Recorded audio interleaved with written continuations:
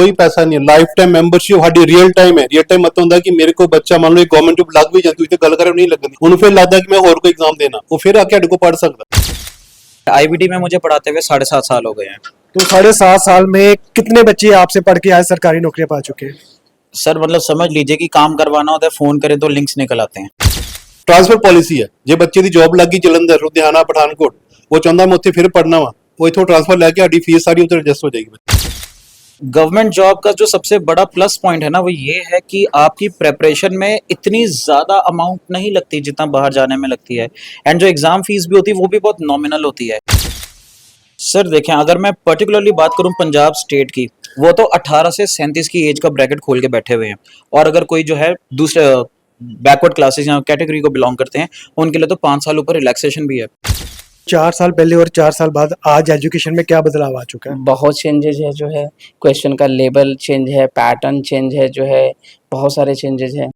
अगर किसी ने सरकारी नौकरी पानी हो तो उसको कौन सी क्लास से जो है तैयारी करनी शुरू कर देनी चाहिए? Sir it's never too late. एक एज लिमिट का क्राइटेरिया होता है, अगर बंदा कोप अप करने वाला है तो वो 1 साल में भी तैयारी कर सकता है। 32 की लिमिट में 30 साल की उम्र में तैयारी शुरू करता है बंदा, तो वो भी 31-32 में नौकरी ले सकता है। ਸਰਕਾਰੀ ਨੌਕਰੀ ਪਾਉਣ ਦਾ ਸੁਪਨਾ ਤਾਂ ਹਰ ਕਿਸੇ ਦਾ ਹੁੰਦਾ, ਪਰ ਉਸ ਨੂੰ ਪਾਉਣ ਵਾਸਤੇ ਚੰਗੇ ਇੰਸਟੀਚਿਊਟ ਦੀ ਚੰਗੀ ਕੋਚਿੰਗ ਦੀ ਵੀ ਜ਼ਰੂਰਤ ਹੁੰਦੀ ਹੈ, ਜਿਸ ਕਰਕੇ ਵਿਦਿਆਰਥੀ ਆਪਣੀ ਮੰਜ਼ਿਲ ਨੂੰ ਜਿਹੜਾ ਪਾ ਕੇ ਸੁਪਨਾ ਸਾਕਾਰ ਕਰ ਸਕਦਾ ਹੈ। ਉਹ ਆਈਬੀਟੀ ਦੇ ਸਟੂਡੈਂਟ ਨਾਲ ਗੱਲਬਾਤ ਕਰਦੇ ਆ ਕਿ ਉਹਨਾਂ ਦਾ ਰੁਝਾਨ ਕਿਸ ਖੇਤਰ ਦੇ ਵਿੱਚ ਹੈ। ਕੀ ਨਾਮ ਹੈ ਤੁਹਾਡਾ? ਮੇਰਾ ਨਾਮ ਹਰਗੁਣ ਸਿੰਘ, ਮੈਂ ਬੈਂਕ ਦਾ ਐਗਜ਼ਾਮ ਕਲੀਅਰ ਕਰਨਾ।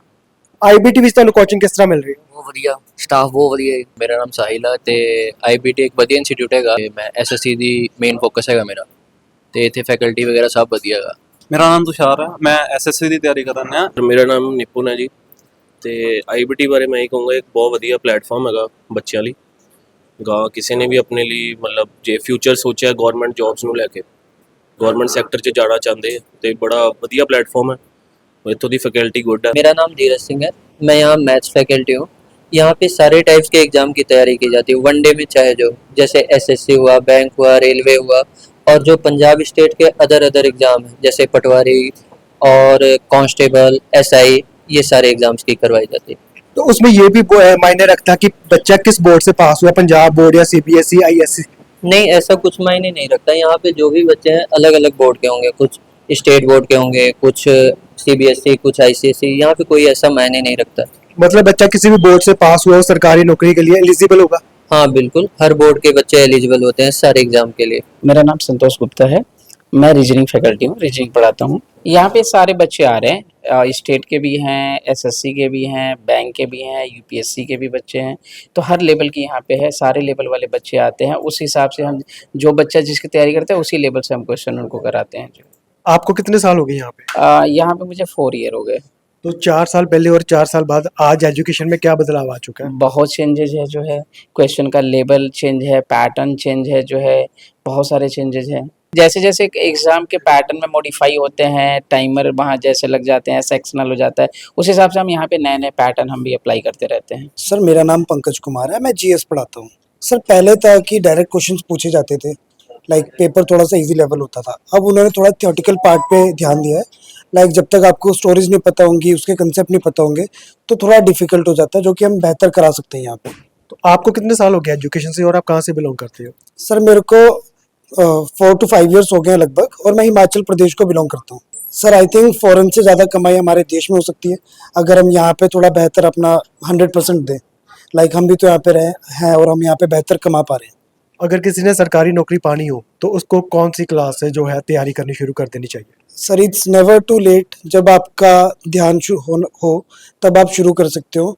लाइक एक एज लिमिट का क्राइटेरिया होता है, अगर बंदा कोप अप करने वाला है तो वो 1 साल में भी तैयारी कर सकता है। 32 की लिमिट में 30 साल की उम्र में तैयारी शुरू करता है बंदा, तो वो भी 31-32 में नौकरी ले सकता है। मतलब अगर हम तैयारी जल्दी करते हैं तो एजुकेशन कंप्लीट होते ही हम अपने रीच जो है, हमारा गोल जो है, उसको भी हासिल कर लेते हैं। यस सर, लाइक आप जितना जल्दी तैयारी करेंगे तो जैसे आपकी एजुकेशन खत्म हो जाती है, ग्रेजुएशन कंप्लीट होती है, हो सकता है आपकी ग्रेजुएशन से पहले आपके पास नौकरी और डॉक्यूमेंटेशन बचा हो बस।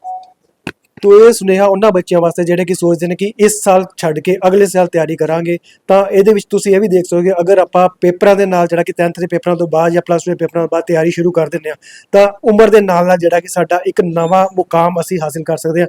ਕਿ ਜਿਹੜਾ ਟਾਈਮ ਹੁੰਦਾ ਬੰਦੇ ਦਾ ਕਰੀਅਰ ਬਣਾਉਣ ਦਾ, ਪੜ੍ਹਾਈ ਤੋਂ ਬਾਅਦ ਬੰਦੇ ਨੂੰ ਇੱਕੋ ਚਿੰਤਾ ਹੁੰਦੀ ਹੈ ਕਰੀਅਰ ਦੀ, ਤਾਂ ਅਗਰ ਉਹਦਾ ਕੈਰੀਅਰ ਪੜ੍ਹਾਈ ਤੋਂ ਬਾਅਦ ਜਿਹੜਾ ਬਣ ਜਾਂਦਾ ਹੈ, ਤਾਂ ਮਾਂ-ਬਾਪ ਦੀ चिंता भी दूर होती है। सर मेरा नाम ईश्वर है और मैं यहाँ पे जीएस के सब्जेक्ट्स पढ़ाता हूँ।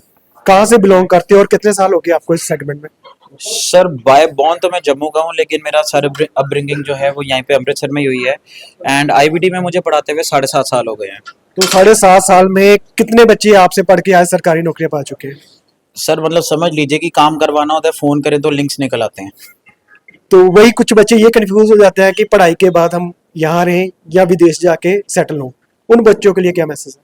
सर मैसेज ये है कि देखो, जिन्होंने तो डे वन से सोचा है, जिनका सारा बैकग्राउंड बाहर है, वो बाहर जाना चाहिए, that's a different thing if you have money. But क्योंकि हमारे यहाँ इंडिया में, यहाँ स्टेट की भी बात करें, majority of people belong to middle class family. हर कोई अफोर्ड नहीं कर सकता to spend lakhs of money बाहर जाने के लिए। तो सर गवर्नमेंट जॉब का जो सबसे बड़ा प्लस पॉइंट है ना, वो ये है कि आपकी प्रेपरेशन में इतनी ज़्यादा अमाउंट नहीं लगती जितना बाहर जाने में लगती है। एंड जो एग्ज़ाम फीस भी होती है वो भी बहुत नॉमिनल होती है। All it takes is a hard work and dedication. तो अगर पुराने समय की बात करते हैं, पुराने समय में बुजुर्ग भी यही कहते थे नौकरी हो तो सरकारी। तो कोरोना में भी यही हुआ, जो बंदे सरकारी नौकरी करते थे उनको सैलरी भी आ रही थी और जो प्राइवेट थे वो नौकरी से हाथ भी धो चुके थे। बिल्कुल सर, देखें अगर मैं पर्टिकुलरली बात करूं पंजाब स्टेट की, वो तो 18 से 37 की एज का ब्रैकेट खोल के बैठे हुए हैं। और अगर कोई जो है दूसरे बैकवर्ड क्लासेस या कैटेगरी को बिलोंग करते हैं, उनके लिए तो 5 साल ऊपर रिलैक्सेशन भी है। तो सर मतलब गवर्नमेंट की नज़र में आप कभी भी एक पर्टिकुलर देखें, 37 तक का मैंने कहा, 37 तक गवर्नमेंट मान के चलती है कि you people are eligible to get yourself enrolled into government job. So ਇਹ ਬਹੁਤ ਹੀ ਵਧੀਆ ਜਿਹੜਾ ਸੁਨੇਹਾ ਉਹਨਾਂ ਬੱਚਿਆਂ ਵਾਸਤੇ ਜਿਹੜੇ ਕਨਫਿਊਜ਼ ਨੇ ਕਿ ਆਪਾਂ ਵਿਦੇਸ਼ ਜਾ ਕੇ ਨੌਕਰੀ ਕਰਨੀ ਜਾਂ ਇੱਥੇ ਰਹਿ ਕੇ, ਤਾਂ ਅਸੀਂ ਪੰਜਾਬ ਦੇ ਵਿੱਚ ਰਹਿ ਕੇ ਵੀ ਚੰਗਾ ਭਵਿੱਖ ਜਿਹੜਾ ਆਪਣਾ ਬਣਾ ਸਕਦੇ ਹਾਂ। ਸੋ ਸੈਂਟਰ ਜਤਿੰਦਰ ਜੀ ਸਾਡੇ ਨਾਲ ਨੇ। ਸਰ ਗੱਲਬਾਤ ਕਰਦੇ ਹਾਂ ਤਾਂ ਅੱਜ ਦੇ ਸਮੇਂ 'ਚ ਬੱਚਿਆਂ ਦੇ ਕਿਸ ਜੌਬ ਵਾਲੇ ਪਾਸੇ ਜਿਹੜਾ ਰੁਝਾਨ ਆ ਰਿਹਾ? ਸਾਡੇ ਕੋਲ ਬੱਚਾ +2 ਤੋਂ ਬਾਅਦ ਆ ਜੇ, ਗ੍ਰੈਜੂਏਸ਼ਨ ਕਰਦਾ ਹੋਇਆ ਆ ਜੇ, ਗ੍ਰੈਜੂਏਸ਼ਨ ਤੋਂ ਬਾਅਦ ਆ ਜੇ, ਇਹਦੇ ਵਿੱਚ ਬਹੁਤ ਸਾਰੇ ਆਪਸ਼ਨ ਹੈ ਬੱਚੇ ਕੋਲ। ਸੈਂਟਰਲ ਗਵਰਨਮੈਂਟ ਦੀ ਗੱਲ ਕਰੀਏ, ਐਸਐਸਸੀ ਆ, ਸਟਾਫ ਸਿਲੈਕਸ਼ਨ ਕਮਿਸ਼ਨ ਹੈ। ਉਸ ਤੋਂ ਬਾਅਦ ਬੈਂਕਿੰਗ ਦੀ ਗੱਲ ਕਰੀਏ, ਬੈਂਕਿੰਗ 'ਚ ਘੱਟੋ ਘੱਟ ਬੱਚੇ ਕੋਲ ਸਾਲ 'ਚ 12-13 ਐਗਜ਼ਾਮ ਆਉਂਦੇ ਆ, ਮਤਲਬ ਅਲੱਗ-ਅਲੱਗ। ਇਹ ਸਾਰੇ ਗਵਰਨਮੈਂਟ ਜੋਬ ਦੀ ਗੱਲ ਕਰ ਰਹੇ ਹਾਂ। ਸਟੇਟ ਬੈਂਕ ਆਫ ਇੰਡੀਆ, ਆਈਬੀਪੀਐਸ, ਆਰਆਰਬੀ ਆ, ਆਰਬੀਆਈ ਹੈਗੇ ਆ, ਠੀਕ ਹੈ। ਉਹਦੇ ਬਾਅਦ ਇੰਸ਼ੋਰੈਂਸ ਸੈਕਟਰ ਆ ਗਿਆ। ਫਿਰ ਪੰਜਾਬ ਗਵਰਨਮੈਂਟ, ਤੁਹਾਨੂੰ ਪਤਾ ਹੈਗਾ ਪਿਛਲੇ ਸਾਲਾਂ ਦੇ ਵਿੱਚ ਪੰਜਾਬ ਗਵਰਨਮੈਂਟ ਨੇ ਬਹੁਤ ਜੌਬ ਕੱਢੀ ਹੈ, ਬਹੁਤ ਜ਼ਿਆਦਾ, ਮਤਲਬ ਪਲੈਂਟੀ ਆਫ ਸਿਲੈਕਸ਼ਨ। ਸਾਡੇ ਕੋਲ ਗੱਲ ਕਰੋਗੇ ਤੇ ਆਪਣੇ ਪਿਛਲੇ 4 ਸਾਲਾਂ ਤੋਂ ਪਟਵਾਰੀ, ਤੁਹਾਡੇ ਕੋਲ ਪਿੱਛੇ ਦੇਖੋ ਤੁਸੀਂ ਪੂਰਾ ਲਾਈਨ ਲੱਗੀ ਹੋਈ ਹੈ, ਪਟਵਾਰੀ ਦੀ ਸਿਲੈਕਸ਼ਨ ਹੈ, ਕਾਂਸਟੇਬਲ ਦੀ ਸਿਲੈਕਸ਼ਨ ਹੈ, ਠੀਕ ਹੈ। ਉਸ ਤੋਂ ਬਾਅਦ ਸਾਡੇ ਕੋਲ ਨਾਇਬ ਤਹਿਸੀਲਦਾਰ ਦੀ ਸਿਲੈਕਸ਼ਨ ਹੈ। ਮਤਲਬ ਆਈਬੀਟੀ ਬੇਸਿਕਲੀ ਆਪਾਂ ਕੀ ਕਰਦੇ ਹਾਂ, ਸਾਡਾ ਇੱਕ ਸਿਸਟਮ ਇਹ ਹੈ ਕਿ ਬੱਚਾ ਇੱਕ ਜੌਬ ਵਾਸਤੇ ਆ ਰਿਹਾ ਸਾਡੇ ਕੋਲ, ਉਹ ਕੀ ਕੋਰਸ ਕਰਨ ਨਹੀਂ ਆ ਰਿਹਾ, ਆਪਾਂ ਉਹਦੀ ਜੌਬ ਵਾਸਤੇ ਜੋ ਵੀ ਬੈਚ ਚਾਹੀਦੇ ਉਹਨੂੰ ਪ੍ਰੋਵਾਈਡ ਕਰਦੇ ਹਾਂ। ਆਪਾਂ ਸਵੇਰੇ 7 ਵਜੇ ਸਾਡੀ ਕਲਾਸ ਸਟਾਰਟ ਹੋ ਜਾਂਦੀ ਹੈ, ਸ਼ਾਮੀ 8 ਵਜੇ ਤੱਕ ਚੱਲਦੀ ਹੈ। ਹੁਣ ਜਿਹੜੇ ਬੱਚਿਆਂ ਦੇ ਕਾਲਜ ਦੇ ਐਗਜ਼ਾਮ ਹੋ ਗਏ, ਉਹਨਾਂ ਨੂੰ ਕਹਿਣਾ ਚਾਹਾਂਗਾ ਤੁਸੀਂ ਇੱਕ ਵਾਰ ਵਿਜ਼ਿਟ ਕਰੋ, ਆਪਣੀ ਕਾਉਂਸਲਿੰਗ ਲਓ ਤੇ ਆਪਣੀ ਇੱਕ ਚੰਗੀ ਗਵਰਨਮੈਂਟ ਜੌਬ ਆਪਣਾ ਆਪਾਂ ਹਾਸਲ ਕਰ ਸਕਦੇ ਹਾਂ ਵਿਦਿਨ ਅ ਸ਼ਾਰਟ ਪੀਰੀਅਡ। ਮੇਰੇ ਕੋਲ ਬੱਚੇ 4-4 ਮਹੀਨੇ 6-6 ਮਹੀਨਿਆਂ ਦੇ ਵਿੱਚ ਸਿਲੈਕਸ਼ਨ ਹੋ ਕੇ ਗਏ ਆ। ਜਿਸ ਤਰ੍ਹਾਂ ਤੁਹਾਨੂੰ ਸਰ ਨੇ ਵੀ ਕਿਹਾ, ਤੁਸੀਂ ਕਿਸੇ ਵੀ ਡਿਪਾਰਟਮੈਂਟ ਚਲਾ ਜਾਓ, ਸਾਨੂੰ ਉੱਥੇ ਕੋਈ ਨਾ ਕੋਈ ਬੱਚਾ ਮਿਲ ਜਾਂਦਾ, ਸਾਡਾ ਆਪਣਾ ਹੀ ਪੜਾਇਆ ਹੋਇਆ। ਉਲਟਾ ਉਹ ਦੱਸਦੇ ਕਿ ਹਾਂ ਸਰ ਮੈਂ ਇੱਥੇ ਆ, ਕਈ ਵਾਰੀ ਬੱਚਾ ਨਹੀਂ ਵੀ ਦੱਸਦਾ।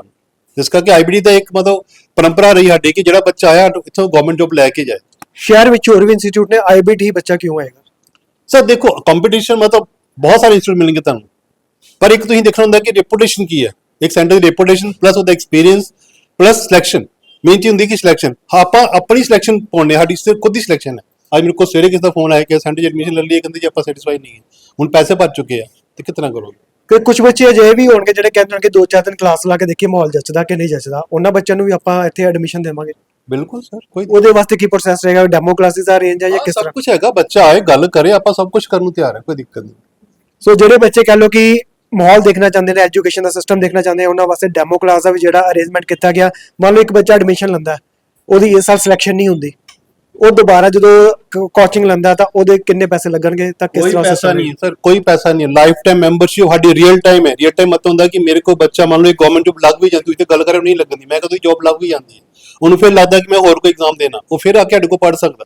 ਸਾਡੇ ਕੋਲ ਸਵੇਰ ਦੇ ਬੈਚ, ਸ਼ਾਮ ਦੇ ਬੈਚ, ਉਹੀ ਬੱਚੇ ਜਿਹੜੇ ਆਲਰੇਡੀ ਸਿਲੈਕਟਡ ਹੈ ਪਰ ਅੱਗੇ ਐਗਜ਼ਾਮ ਦੀ ਤਿਆਰੀ ਕਰ ਰਹੇ ਆ। ਫਿਰ ਸਭ ਤੋਂ ਵੱਡੀ ਚੀਜ਼ ਆਈਬੀਟੀ ਦਾ ਪੈਨ ਇੰਡੀਆ ਨੈਟਵਰਕ ਹੈ। ਤੁਹਾਨੂੰ ਹਰ ਸ਼ਹਿਰ 'ਚ ਆਈਬੀਟੀ ਦੇ ਸੈਂਟਰ ਮਿਲ ਜਾਣਗੇ, ਬੇਸਿਕਲੀ ਹਰ ਡਿਸਟ੍ਰਿਕਟ ਦੇ ਵਿੱਚ। ਟ੍ਰਾਂਸਫਰ ਪਾਲਿਸੀ ਹੈ, ਜੇ ਬੱਚੇ ਦੀ ਜੌਬ ਲੱਗ ਗਈ ਜਲੰਧਰ, ਲੁਧਿਆਣਾ, ਪਠਾਨਕੋਟ, ਉਹ ਚਾਹੁੰਦਾ ਮੈਂ ਉੱਥੇ ਫਿਰ ਪੜ੍ਹਨਾ ਵਾ, ਉਹ ਇੱਥੋਂ ਟ੍ਰਾਂਸਫਰ ਲੈ ਕੇ ਸਾਡੀ ਫੀਸ ਸਾਰੀ ਉੱਥੇ ਐਡਜਸਟ ਹੋ ਜਾਏਗੀ ਬੱਚੇ ਦੀ। ਮਤਲਬ ਆਪਾਂ ਇੱਕ ਵਾਰੀ ਫੀਸ ਦਿੱਤੀ ਤੇ ਇੱਕ ਵਾਰੀ ਫੀਸ ਦੇਣ ਤੋਂ ਬਾਅਦ ਲਾਈਫ ਟਾਈਮ ਜਿਹੜੀ ਐਜੂਕੇਸ਼ਨ ਫ੍ਰੀ ਰਹੇਗੀ। ਬੱਚੇ ਨੇ ਇੱਥੋਂ ਇੱਕ ਜੌਬ ਲੈ ਕੇ ਜਾਣਾ, ਉਹ ਵੀ ਉਹਦੀ ਪਸੰਦ ਦੀ, ਮੈਂ ਇੱਕ ਵਰਡ ਯੂਜ਼ ਕਰਿਆ ਪਸੰਦ ਦੀ, ਮਲਟੀਪਲ ਐਗਜ਼ਾਮ ਟਰਾਈ ਕਰ ਸਕਦਾ। ਤੇ ਉਹ ਕਿਸ ਤਰ੍ਹਾਂ ਚੂਜ਼ ਹੋਏਗਾ? ਮੰਨ ਲਓ ਕਿ ਬੱਚਾ ਨੌਕਰੀ ਕਰਨ ਵਾਸਤੇ ਆਇਆ ਸੀ, ਸਿਲੈਕਸ਼ਨ ਵਾਸਤੇ ਆਇਆ ਸੀ, ਉਹਦੀ ਸਿਲੈਕਸ਼ਨ ਹੋ ਗਈ Punjab police as a head constable, ਉਹਦਾ ਏਮ ਹੈ ਮੈਂ ਕਿ ਇੰਸਪੈਕਟਰ ਬਣਨਾ, ਤਾਂ ਉਸ ਤੋਂ ਬਾਅਦ ਜਿਹੜੀ ਤਿਆਰੀ ਹੋਏਗੀ ਉਹ ਫ੍ਰੀ ਹੋਏਗੀ? ਬਿਲਕੁਲ ਫ੍ਰੀ, ਉਸੇ ਵਿੱਚ ਪੜ੍ਹਨਾ। ਸੇਮ ਫੀਸ ਦੇ ਵਿੱਚ। ਸੋ ਇਹ ਬਹੁਤ ਹੀ ਵਧੀਆ ਜਿਹੜਾ ਉਪਰਾਲਾ ਹੈ ਕਿ ਸਿੰਗਲ ਟਾਈਮ ਦੇ ਉੱਤੇ ਜਿਹੜਾ ਕਿ ਤੁਹਾਨੂੰ ਕੋਚਿੰਗ ਮਿਲੇਗੀ, ਜਦੋਂ ਤੱਕ ਤੁਸੀਂ ਆਪਣਾ ਏਮ ਨੂੰ ਹਾਸਿਲ ਨਹੀਂ ਕਰ ਲੈਂਦੇ, ਆਪਣੇ ਮਤਲਬ ਦੀ ਜਿਹੜੀ ਜੌਬ ਨਹੀਂ ਪਾ ਲੈਂਦੇ, ਤਾਂ ਉਹ ਤੱਕ ਤੁਹਾਨੂੰ ਜਿਹੜੀ ਆਈਬੀਟੀ ਵੱਲੋਂ ਕੋਚਿੰਗ ਵੀ ਫ੍ਰੀ ਦਿੱਤੀ ਜਾਵੇਗੀ। ਅਗਰ ਕਿਸੇ ਨੇ ਸੰਪਰਕ ਕਰਨਾ ਹੋਵੇ, ਟਾਈਮਿੰਗ ਕੀ ਰਹੇਗੀ, ਲੋਕੇਸ਼ਨ ਕੀ ਰਹੇਗੀ ਜੀ? ਸਰ ਟਾਈਮਿੰਗ ਸਾਡੀ ਸਵੇਰੇ 7 ਤੋਂ ਲੈ ਕੇ ਸ਼ਾਮੀ 7 ਵਜੇ ਤੱਕ, ਆਪਾਂ 6 ਡੇਜ਼ ਅ ਵੀਕ ਓਪਨ ਹੈ। ਸੰਡੇ ਦਾ ਟਾਈਮਿੰਗ ਕੋਈ ਹੁੰਦਾ 9 ਤੋਂ 2 ਵਜੇ ਤੱਕ। ਬਾਕੀ ਕੰਟੈਕਟ ਨੰਬਰ 9888710660, ਤੁਸੀਂ ਕਦੇ ਵੀ ਕਾਲ ਕਰ ਸਕਦੇ ਹੋ, ਤੁਹਾਡੀ ਕਾਲ ਉਠਾਈ ਜਾਏਗੀ, ਤੁਹਾਨੂੰ ਰਿਸਪੌਂਡ ਕੀਤਾ ਜਾਏਗਾ। ਬਾਕੀ ਤੁਸੀਂ ਵਿਜ਼ਿਟ ਕਰੋ, ਇੱਕ ਵਾਰੀ ਮਿਲ ਕੇ, ਸਾਡੇ ਕਾਉਂਸਲਰਸ ਹੈ, ਬਹੁਤ ਟ੍ਰੇਨ ਕਾਉਂਸਲਰਸ ਸਾਰੇ, ਉਹਨਾਂ ਨਾਲ ਕੰਟੈਕਟ ਕਰੋ, ਤੁਹਾਨੂੰ ਪ੍ਰੋਪਰ ਗਾਈਡ ਕਰਨਗੇ। ਸੋ ਇਹ ਮਾਂ-ਬਾਪ ਲਈ ਵੀ ਇੱਕ ਖਾਸ ਸੁਨੇਹਾ ਤੇ ਬੱਚਿਆਂ ਲਈ ਵੀ ਜਿਨ੍ਹਾਂ ਨੇ 10th ਪਲੱਸ 2 ਕਰ ਲਿੱਤੀ ਹੈ, ਤਾਂ ਉਹ ਵੀ ਇੱਕ ਵਾਰੀ ਆ ਕੇ ਵਿਜ਼ਿਟ ਕਰ ਸਕਦੇ ਨੇ। ਹੋ ਸਕਦਾ ਉਹਨਾਂ ਜਿਹੜਾ ਸੁਪਨਾ ਹੈ ਸਰਕਾਰੀ ਨੌਕਰੀ ਪਾਉਣ ਦਾ, ਉਹ ਜਿਹੜਾ ਸਾਕਾਰ ਹੋ ਜਾਵੇ, ਉਹਨਾਂ ਨੂੰ ਇੱਕ ਚੰਗੀ ਜਿਹੜੀ ਕਿ ਇੱਕ ਟਰੈਕ ਮਿਲ ਜਾਵੇ, ਜਿਸ ਕਰਕੇ ਉਹ ਆਪਣੀ ਮੰਜ਼ਿਲ ਦੇ ਉੱਤੇ ਆਸਾਨੀ ਨਾਲ ਪਹੁੰਚ ਜਾਣ।